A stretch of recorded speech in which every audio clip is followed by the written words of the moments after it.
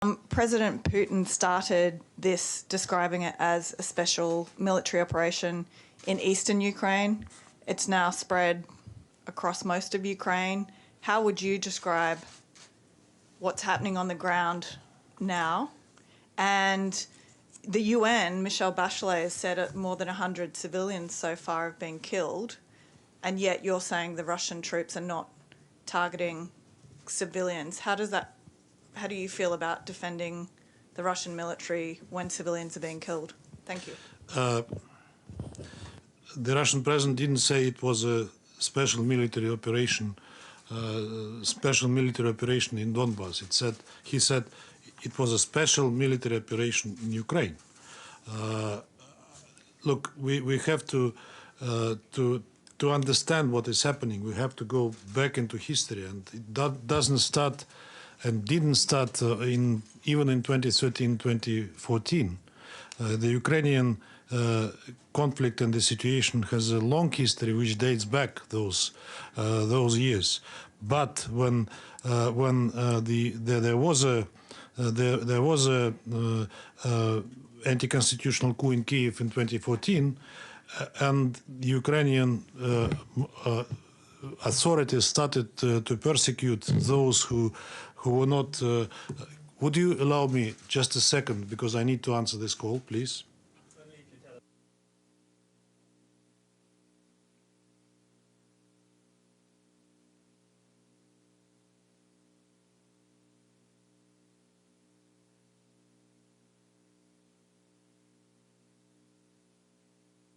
Just received information that the U.S.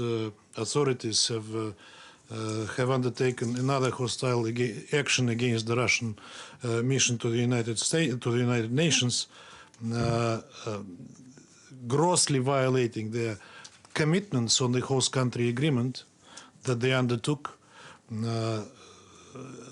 telling us that they are announcing 12 people from the personnel of the Russian mission, persona non grata, and demanding that they will leave by the 7th of March. UN diplomats? Yes, UN diplomats. UN diplomats. They just visited the Russian mission and gave us a note prescribing us to do what they demand. You know that we were raising with the Secretary General the issue of the arbitrage with the host country, which grossly violates its commitments on the host country agreement. So far, it has not been done, but I think it's high time already. This is just hot news that arrived at my attention right away. That's why I took the phone. Sorry? 12 diplomats, yes. Do you know who they are? Sorry? Who are they, and who's the most senior? I don't know the names yet, but the number is 12. And Nobody in this room. Sorry? Nobody in this room, I hope. None of you, at least. Coming back, this is sad news, and again another demonstration of gross disrespect of the host country agreement to their commitments, as I said, within the framework of their obligations both under the UN Charter and the host country agreement, and Vienna Conventions, obviously. So coming back to Ukraine, I said that. sorry, can we just ask one more thing? Did they give a reason? Sorry? What was their reason? I don't know yet. I haven't seen the note. We will give you updates as soon as we have more information. Coming back to Ukraine, as I said, the conflict has a long history. It didn't start in 2013 or 2014, but 2014 marked a landmark, a threshold from what was growing and ripening slowly in Ukraine all those years after their independence, and resulted in a constitutional coup and the war of Ukrainian regime against its own people who protested and who were opposed to what the Maidan regime was trying to implement. For 8 years, we've been trying, unfortunately in vain, to make Ukrainian authorities to comply with the Minsk agreements, and we went out of the way to do so. But from day one, after 2015 in particular, the Ukrainian authorities opted to sabotage first and then simply to deny and to cancel, to abandon and to cancel their commitments under the Minsk agreements. Before that, they were trying to navigate, so to say, within Minsk agreements, trying to make them the way which suited them, but then it became obvious nothing works. And then in February, in January and February 2022, when the West started to beef up Ukrainian state with lethal weapons, when Ukrainian authorities amassed 120,000 servicemen at the border of the contact line with Donbass, and when they upscaled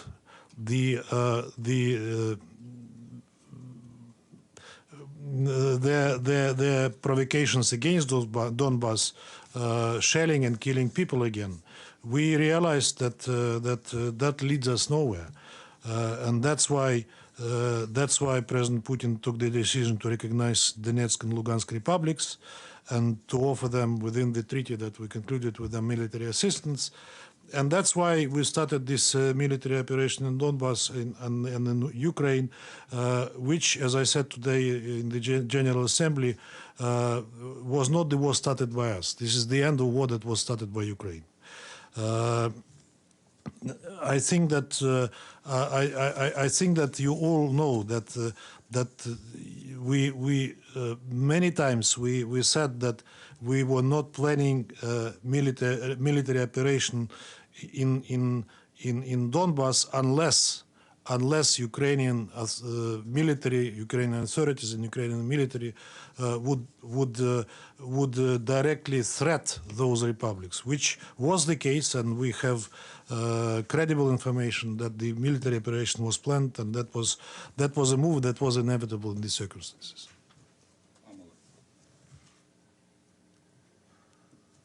Thank you, Ambassador, for the briefing. It's Pamela Falk from CBS News.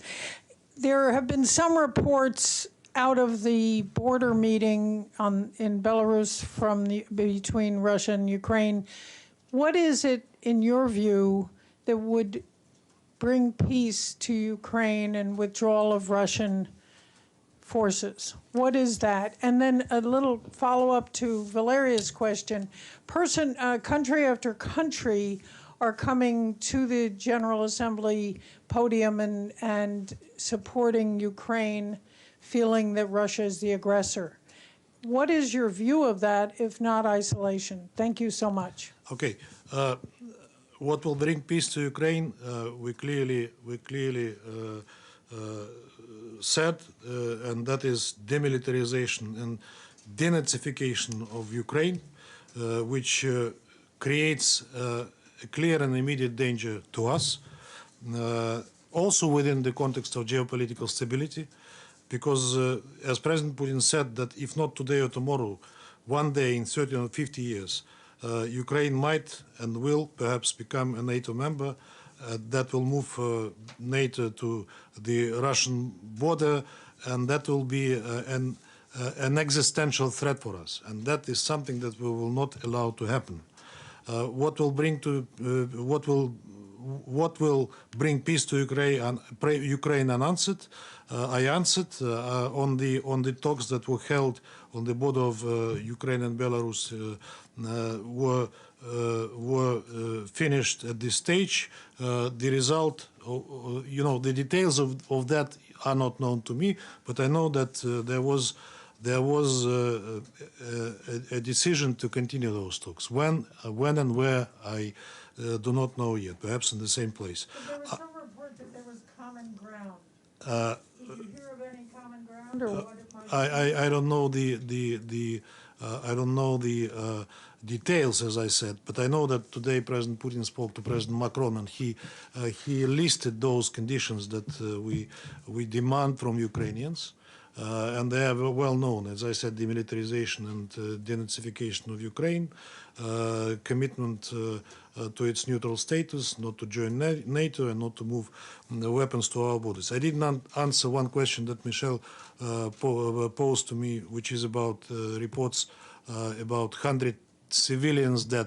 There are a lot of reports today, and I said that there are a lot of fake news. There are a lot of fake factories that produce those news. We do not have credible reports on civilian casualties. Of course, war is a bad thing, and anything can happen. But to call this, to consider those reports credible, is very difficult, since we are witnessing and we are encountering massive propaganda campaign. Using, as I said, troll factories that produce those news, to which we referred to in our recent statements on numerous occasions. So you just referred to this as war. This is now war? This is a special military operation, which is commonly called.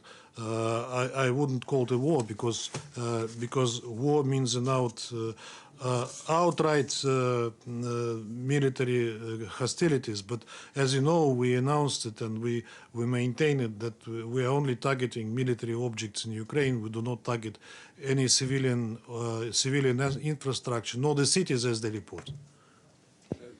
Thank you, Ambassador. Sherman Briceby, South African Broadcasting. Can you talk about your relationship with the Secretary General, right? We saw you in the General Assembly on Wednesday. You had a very animated discussion. We couldn't read lips, but we certainly saw the body language. There's been a lot of criticism.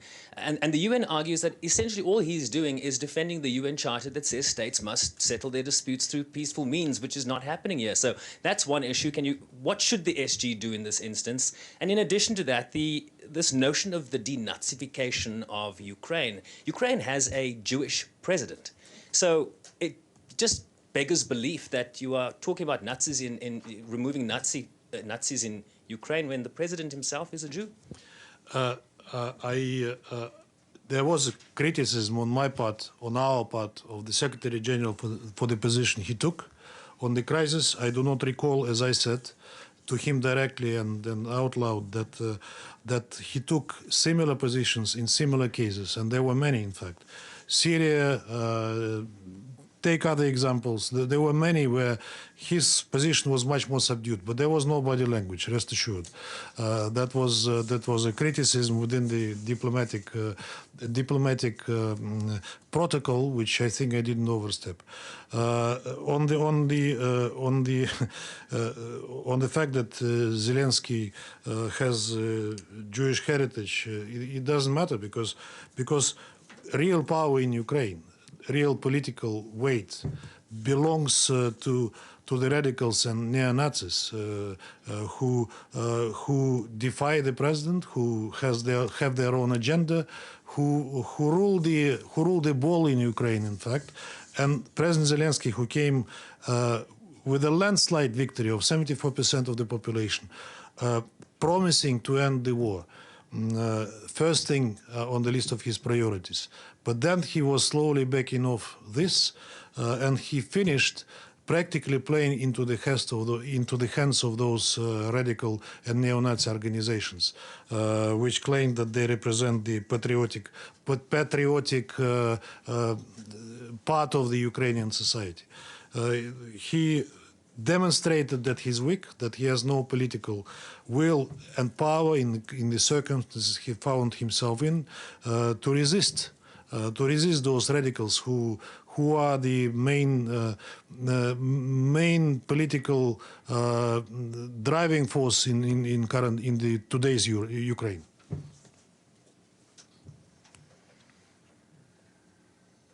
Thank you very much, Mr. Ambassador.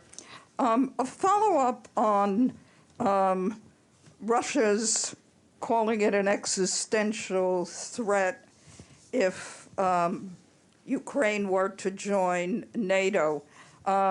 Russia is already neighboring NATO countries, so why would Ukraine becoming another NATO country make it more of an existential threat than it already is in your eyes?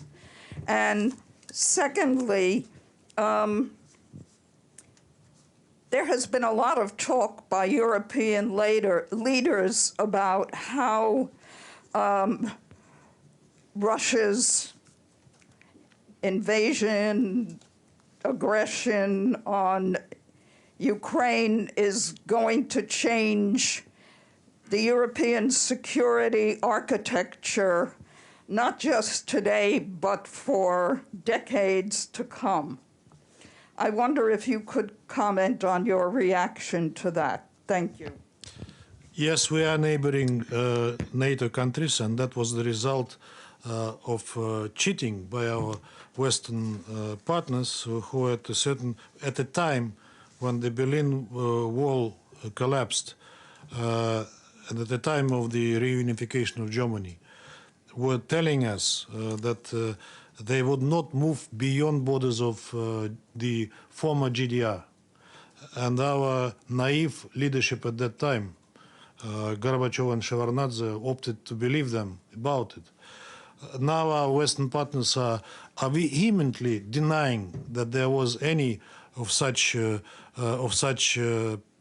wouldn't call it even commitments or pledges, even promises.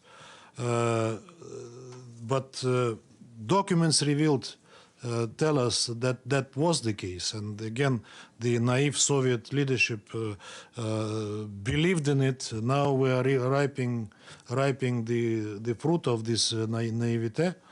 And having indeed NATO countries at our borders, and we know that you know that there are that the NATO infrastructure is moving towards Russian borders as we speak. That they are conducting exercises right on the border of the Russian Federation. We've been offering NATO to come to an agreement to move our troops, even for the exercises, at a certain distance, not to provoke each other. And that appeal has been addressed to NATO a long time ago, to which it never reacted. I remember the last conversation between Lavrov and Stoltenberg here in New York at the high-level segment of the General Assembly in 2021, when at repeated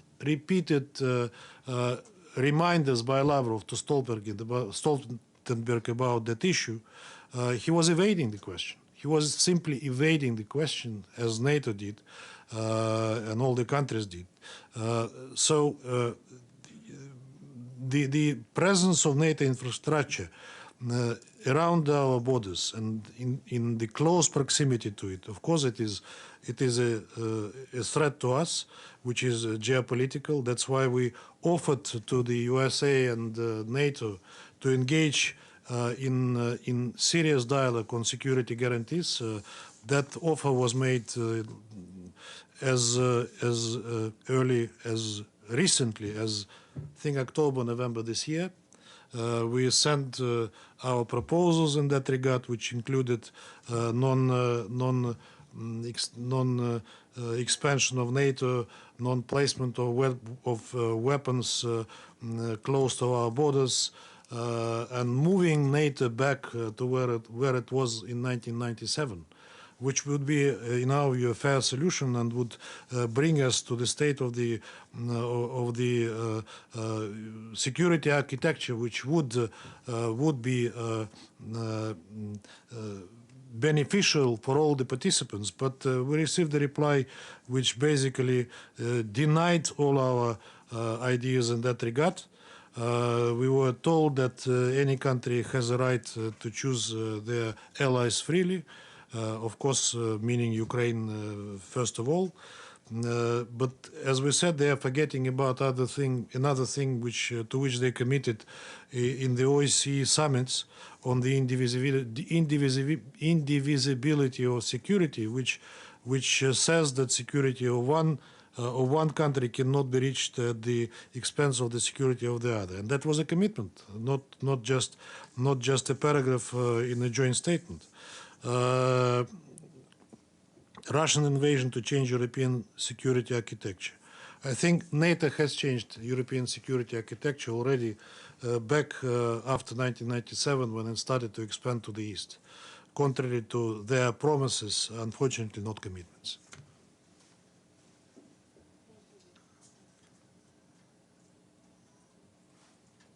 Could you switch on the mic, please?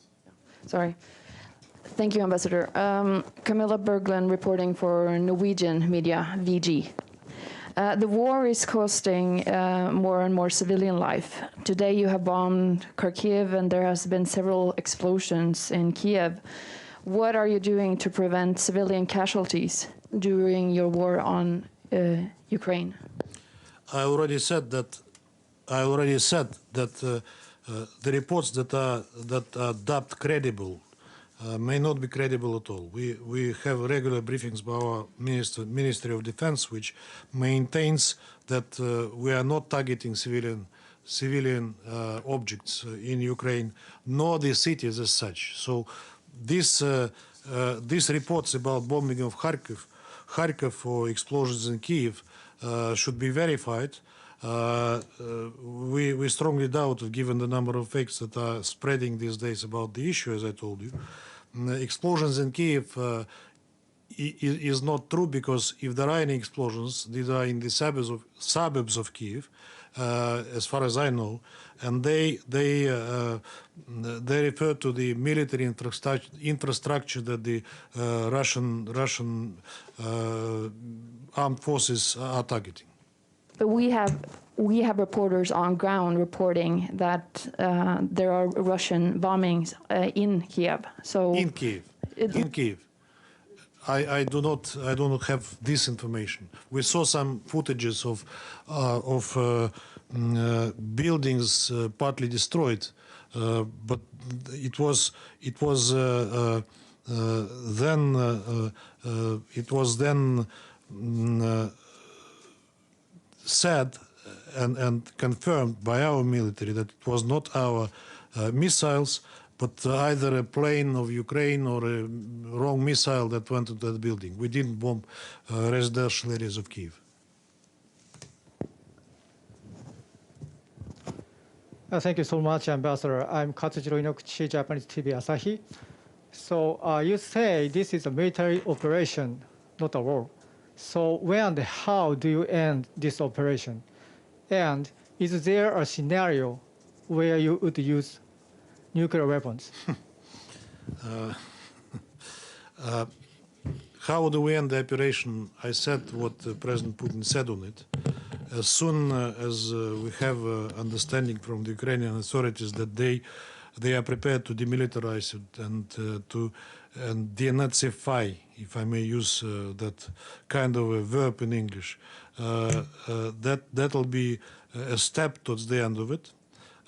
On the use of nuclear weapons, God forbid it, but President Putin ordered to put our nuclear force on high alert because we saw some disturbing statements from NATO leaders in that regard in relation to Russia. So that is a kind of deterrence that we're exercising. Thank you, Ambassador, for this. We noticed recently that Kuwait supported the draft resolution condemning Russia. Lebanon condemned Russia, but the UAE abstained on that very draft resolution. And the UAE is just taking up the presidency of the Security Council. What do you expect from UAE and the Arab countries regarding this this crisis? And is Russia going to respond to the latest step by the U.S. by expelling 12 diplomats? Thank you. What we expect from the UAE during their presidency, we expect that the UAE will uphold the the integrity of the office of the presidency, and that it will conduct it in a smooth way and according to. We know that UAE has a strong diplomatic school, and we know their staff, and I'm sure that they will do it. Hopefully, with flying colors in the present circumstances. What was the last question? Are we going to respond? How is Russia going to respond to that? Well, I'm sure that the response will follow because it's a diplomatic practice which